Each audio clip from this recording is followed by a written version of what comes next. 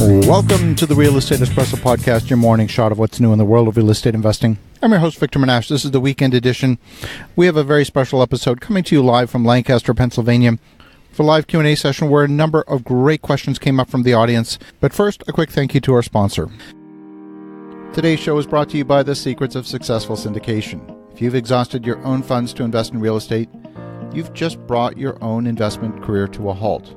Developing the skill to raise capital legally, reliably, and professionally might be just what you need to unlock the ceiling to your investment portfolio. This 2-day workshop maps out how to transform your business into one where you enlist the help and capital of others to scale your portfolio. It's hosted by my good friends Robert Helms and Russell Gray of the Real Estate Guys radio show. They're such a class act. February 15th and 16th in Dallas, Texas. It'll be a chance for us to meet in person as well. For more information, go to victorjm.com/events. That's victorjm.com/events. And click on the link for the Secrets of Successful Syndication. We are back here in Lancaster, Pennsylvania, a live Q&A session. We've got some great questions from members of the audience. Enjoy this live Q&A. In this particular segment, we have a member of the audience asking questions about a particular neighborhood in Philadelphia and wondering about whether we can really attract the kind of rents that we are talking about at $1,650 a month. And it's a great question. Here's the answer. That's a good question. You never want to necessarily be a trailblazer to do something first yourself. You want to see proof of that already working in the marketplace. So I'd rather be a fast follower than a trailblazer. Take something that's already demonstrated to be working and copy it. Just copy it better. It's safer. If there's already proof of that strategy working, there will be experts in the market that have that knowledge. Your job is to find them. It's like a scavenger hunt. You don't have to invent anything. You just have to find the information. How we found out about Lake Charles, one of my partners, her neighbor's brother is the port director of Lake Charles.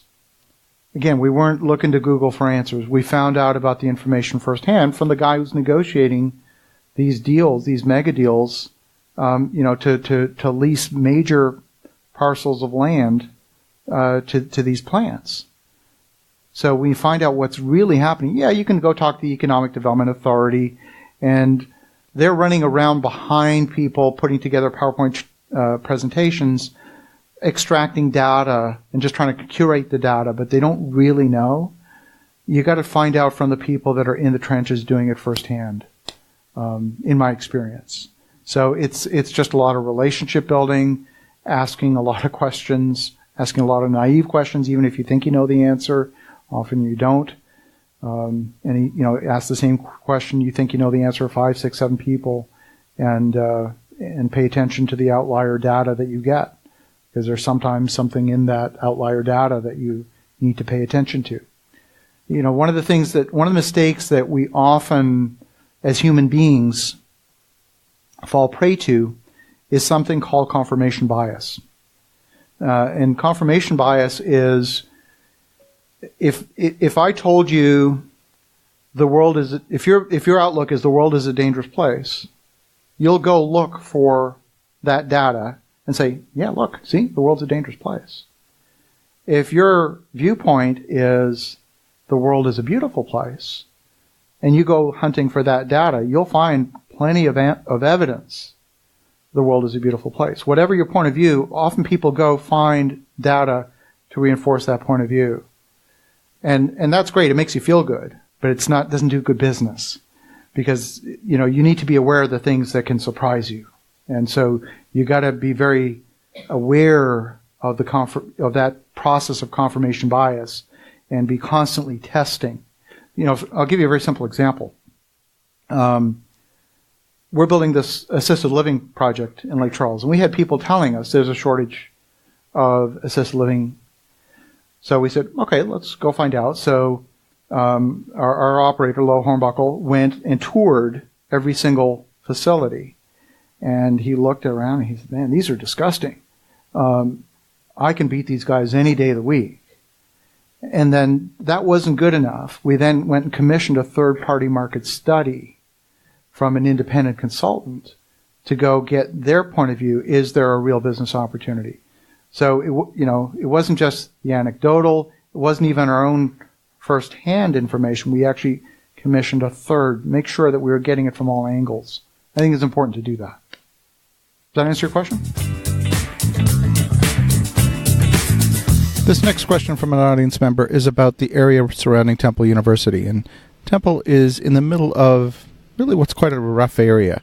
There's some really, really bad areas not far from the university campus. So his question relates to how do we decide to invest in this particular area?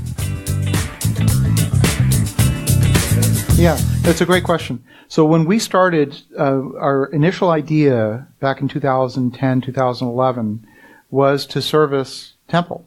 At that time, the campus had 13,000 students. There was a shortage of housing at the time. Then the university opened their own residence building with 1,200 beds, and that changed the dynamics of the market overnight. So there is actually a surplus of student housing, back to supply and demand, a surplus of student housing around Temple. So we are not focused on student housing at all. Now, some people who focus only on that try to adapt. Some said, okay, we'll take Section 8 tenants or what have you, but that's not a great... Yeah, so right now, student housing around Temple is overbuilt. So now, one of the things we noticed, like a lot of these student housings were built in the old Philadelphia townhouses. So they would maximize the number of bedrooms, because in the student housing mindset, you're charging by the bedroom. So you say, okay, in this space I can get 4 bedrooms, 4 times $500, $2,000 a month. Boom. You would even take out a living room and make another bedroom if you could in the student housing mindset.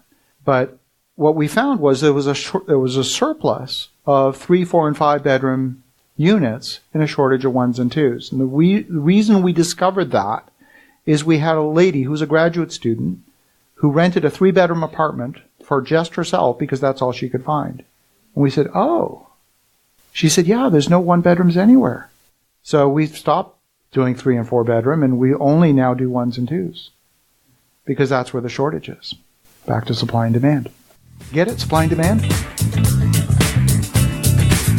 As you can tell, I love to answer your questions. If you'd like to meet in person, there's a chance to meet me February 15th and 16th in Dallas at the Secrets of Successful Syndication. For more information for tickets, go to victorjm.com/events. That's victorjm.com/events. And we'll see you in Dallas in February. In the meantime, have an awesome rest of your weekend. Go make some great things happen. We'll talk to you again tomorrow.